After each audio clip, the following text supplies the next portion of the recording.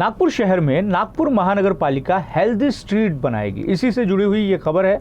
नागपुर महानगर पालिका की स्थायी समिति की बैठक में मंगलवार को कई विषयों को मंजूरी प्रदान की गई। इस बैठक में विज्ञापन विभाग के स्काई साइन के रजिस्ट्रेशन शुल्क को बढ़ाने का निर्णय लिया गया। इसके साथ ही शहर के शंकर नगर और धर्मपेट भाग में हेल्दी स्ट्रीट के निर्माण को भी मंजूरी प्रदान की गई। इसी बैठक में सीमेंट रोड के निर्माण से जुड़े 2 प्रस्तावों को पुनर्विचार के लिए वापस विभाग के पास भेज दिए गए। ये दोनों प्रस्ताव 40% कम निविदा के दरों पर आए थे। स्थायी समिति अध्यक्ष ने बताया कि बीते 3 वर्षों में शहर में मनपा द्वारा बनाए गए सीमेंट रोड की क्वालिटी की जांच थर्ड पार्टी से कराए जाने का भी निर्देश उन्होंने दिया है। मंगलवार को नागपुर महानगर पालिका की स्थायी समिति की बैठक हुई। इस बैठक में कई प्रस्तावों को मंजूरी प्रदान की गई। इस बैठक में सीमेंट रोड से जुड़े 2 प्रस्ताव भी आए थे, जिन्हें पुनर्विचार के लिए वापस विभाग को भेज दिया गया। ये दोनों प्रस्ताव जारी निविदा से 40% कम दरों की थी। स्थायी समिति अध्यक्ष ने बताया कि निविदा के कम दरों को लेकर संदेह होता है। सिर्फ इतना ही नहीं, उन्होंने बीते 3 वर्षों में कम निविदा के हुए सड़क निर्माण के कार्यों का क्वालिटी ऑडिट किए जाने का भी निर्देश दिया है।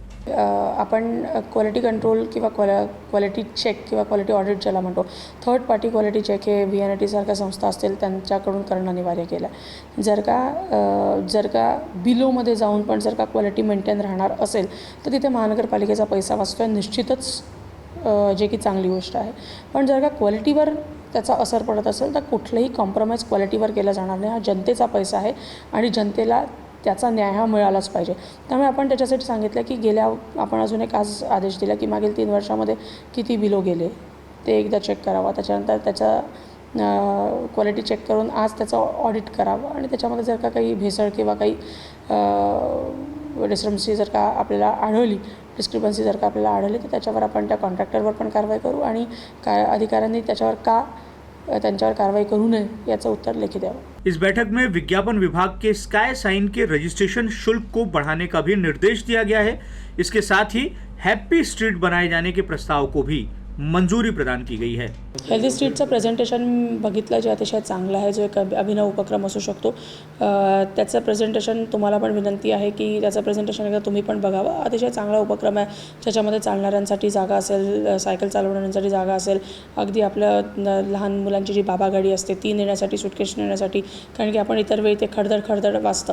सो व्यवस्थित जागा प्लॅन करून ट्रॅफिकला अडथळा होणार नाही, पार्किंगला व्यवस्थित जागा असेल आणि लोकांना रस्त्यावर चालण्याची व्यवस्थित जागा असेल, कारण की आज आपण बघतो बहुतांश ठिकाणी एन्क्रोचमेंट झालेलं दिसतं। सो एक हेल्दी स्ट्रीट असावी, त्या रोडला प्रॉपर युटिलिटी